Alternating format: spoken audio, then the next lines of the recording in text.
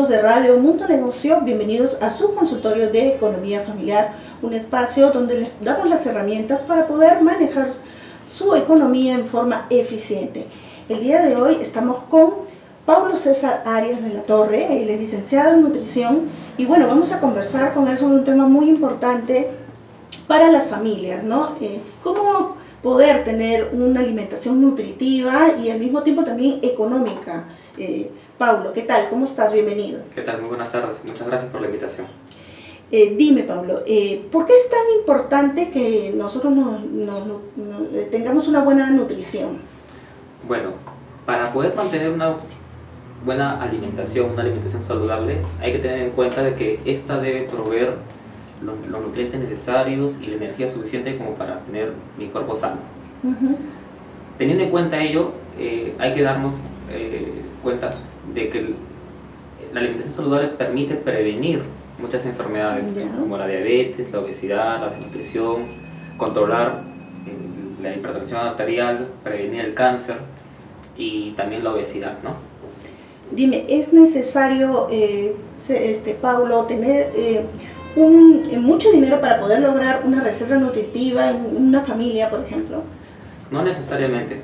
Si nos damos cuenta, cuando vamos un fin de semana y consumimos alguna comida rápida, gastamos 3-4 veces mucho más de lo que podríamos gastar en comprar algunos alimentos saludables, ¿no? Como las frutas, las verduras.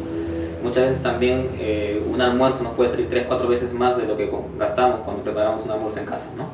Pero si tenemos en cuenta algunas pautas, como por ejemplo comprar frutas y verduras de temporada, disminuir el consumo de harinas refinadas, arroz, azúcar, comprar estos alimentos de primera necesidad, arroz, azúcar, al mayoreo, y ir fraccionándolo poco a poco a medida que se van gastando, ¿no? Almacenarlos obviamente en un lugar fresco, ventilado y cerrado, donde no coloque otros instrumentos, no solamente alimentos.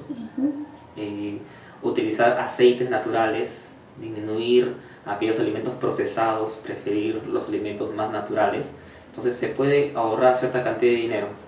Claro, lo que pasa es que también la falta de conocimiento hace que las personas piensen que solamente si consumen carne están bien alimentados, sobre todo en los niños, ¿no? Cuando se trata de las mamás queremos tenerlos que crezcan fuertes, sanos, entonces si no comen carne las mamás nos angustiamos. ¿Qué es lo que podemos hacer? ¿Con qué alimentos se puede reemplazar la carne, por ejemplo? Claro.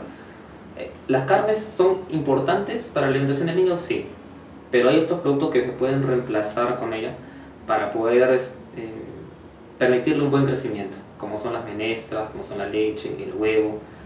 Cuando son personas o cuando son niños vegetarianos, ¿no? Hay que tener muy en cuenta de que hay cierta cantidad de nutrientes que hay que cubrir. En ellos sí es un poco más difícil el trabajo por el tema de balancear las proteínas, los carbohidratos y las grasas que son importantes para el buen crecimiento, ¿no? De una manera más acorde a la edad, a la frecuencia con la que consume, si practica algún deporte, alguna actividad física. Entonces, en estos pacientes es un poco más difícil. Pero en las personas que consumimos de todo, ¿no? Las menestras, el huevo, la leche, puede reemplazar tranquilamente a la carne. Perfecto. Dime, ya que hemos hablado de los niños, ¿qué alimentos no pueden faltar en la dieta de un niño, por ejemplo? Cuando son niños, como tienen un periodo de crecimiento muy acelerado, entonces hay que tener en cuenta de que tanto las menestras, las carnes, la leche, el huevo, cuando me refiero a carne de res, pescado, pollo, pavita, cerdo, etc. Si es verdad, esas permiten un buen crecimiento. La mejor preparación para poder potenciar el crecimiento del niño siempre es la menestra acompañada de algún alimento de origen animal. Esa es una buena forma, es un tipo de preparación que permite potenciar y a la vez también ayuda a la prevención de la anemia, que es una situación en la cual se está presentando bastante en el Perú. Tenemos una consulta, Paulo, nos dicen, ¿es cierto que a la menestra es muy importante echarle una salsita con limón, por ejemplo? Claro, obviamente cuando consumimos menestra, para poder mejorar la absorción del hierro, ya no tanto por la proteína, sino la absorción del hierro, es que se debe agregar algún alimento cítrico. Ahora, si yo le agrego también un trozo pequeño de carne, tiene casi el mismo efecto. 20 gramitos de carne tiene el efecto de 20 miligramos de vitamina C, que es el ácido, ¿no? La vitamina C. Entonces diríamos que de igual forma se potencia la absorción del hierro de este alimento. Ya. Dime, César, por ejemplo, ¿cuáles son las cantidades que debe comer una persona? Por ejemplo, un adulto. ¿Qué cantidad de carne, qué cantidad de menestra, de arroz? ¿Cuál es la proporción que debe comer? Realmente, cuando uno se sirve un plato, no hay que comer tan abundante para decir que estoy comiendo saludable. Basta con comer una porción de carne o de algún alimento de origen animal no muy grande, pequeña, será unos 80 o unos 100 gramos, que es más o menos del tamaño de un puño, se podría decir. Una porción pequeña de algún carbohidrato, arroz o algún cereal o algún tubérculo. ¿Papa puede ser? Papa. Y siempre acompañarlas obviamente con alguna verdura. Ya. Ensaladas de preferencia, y estas deben ser variadas, de diferente color. Mientras sea más vistosa, de diferente color, ayuda a prevenir muchas enfermedades. Ya, perfecto. Otra consulta, Paulo, nos dicen, en la edad de la menopausia, ¿cómo debe ser la alimentación de las mujeres, por ejemplo? Y danos algunos productos de repente que sean económicos, que estén al alcance de las mayorías para que podamos pues utilizarlos, ¿no? A diario de repente. Claro, cuando hablamos de la menopausia, hay que tener en cuenta de que muchas veces se puede presentar cierto desbalance hormonal. Bueno, se presenta un desbalance hormonal. Hay algunos alimentos naturales como la soya y sus derivados, el tofu, ¿no? Y sus derivados, que permiten darme cierta cantidad de fitoestrógenos que de cierta manera aminora un poco el trastorno. También algunos alimentos ricos en calcio, que permite también que la persona tenga una mejor masa ósea. Yogur, queso, leche, ¿no? De preferencia siempre descremados, bajos en grasa. El consumir también frutas y verduras, porque estos potencian la absorción de los minerales, y consumir vegetales de hojas verdes también, por el tema de la vitamina K, que se ha visto muy relacionado con el tema del calcio. Entonces, de repente, ensaladas con espinacas, por ejemplo. Con espinaca, con algunas hojas verdes, ¿no? Ya. Dime, por ejemplo, dame un ejemplo de algún menú económico que se pueda preparar en casa que no cueste mucho, ¿no? Por ejemplo, que tenga nutritivo, que tenga todos los elementos necesarios para una buena nutrición. Bueno, si hablamos de una persona adulta, podría ser una dieta energética, bastante energética, como para poder empezar el día. Sería un bol pequeño con fruta picada, ¿no? Unos higos o unas pasitas, ¿no? Puede ser con un vasito de yogur también. No necesariamente tiene que ser un yogur industrializado, puede ser un yogur que uno mismo puede preparar, ¿no? Suficiente. No le incluye el pan. Ya, perfecto. Eso es en la mañana. En la mañana. A media mañana puede consumir una fruta que desee. Durante el almuerzo, siempre una pequeña porción de ensalada, una pequeña porción de arroz, de carbohidrato, una carne, ¿no? Porque siempre debe haber alguna presencia de carne, y se le puede echar algún tipo de aceite a la ensalada. Dime, cuando dices carne puede poner, si no hay para el pollo, la carne en sí, ¿puede ser un huevo, por ejemplo? Claro, puede ser, por ejemplo, una tortillita de verduras. Un omelette de repente de verduras. Por ejemplo, puede ser un poco aceite de repente. Aceite. Claro, de preferencia que sea una sartén que no utilice demasiada cantidad. De repente, ¿no? Sí, o una plancha. También se le puede incluir algunos alimentos que son bastante potentes para poder prevenir el cáncer, como son las crucíferas. Hablamos de la col, coliflor, el brócoli. Ya, perfecto. Que a la vez también proporcionan buena cantidad de calcio. Ya, muy bien. Bueno, mira, eso yo estoy seguro que muy pocas personas lo saben, ¿no? Claro. Lamentablemente no se comunica mucho o no se difunde mucho de que estas verduras realmente tienen un contenido de calcio que permite también dar un buen aporte, ¿no? Son de las únicas verduras que dan ese tipo de situación.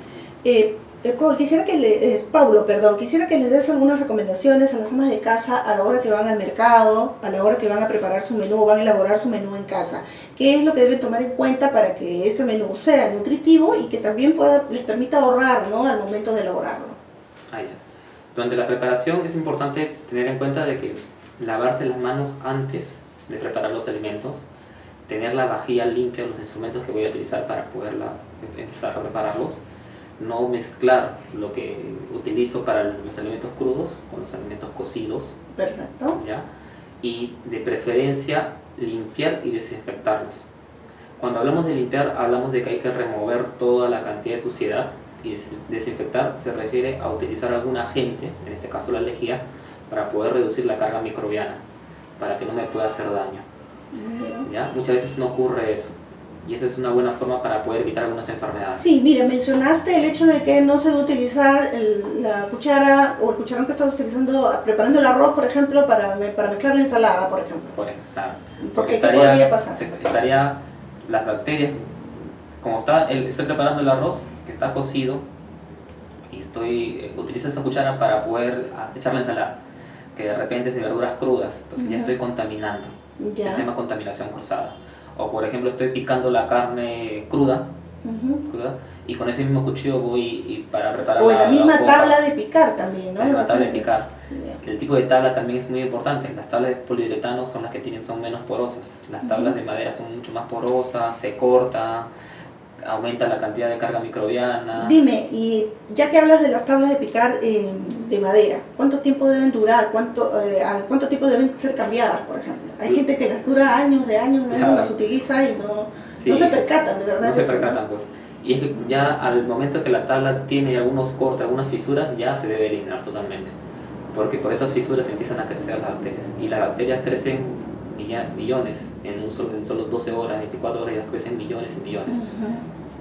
Dime, entonces para que las personas puedan ahorrar a la hora de elaborar su menú, ir al mercado y comprar frutas de la estación, verduras de la estación, ¿es una buena forma de economizar? Sí, es una buena forma de economizar. Comprar la mayoría de aquellos productos que se consumen básicos, ¿no? Arroz, fideos, como había mencionado, el azúcar, disminuir el consumo de estos azúcares refinados o estas harinas refinadas y consumir mayor cantidad de alimentos naturales. No consumir tanto alimentos procesados.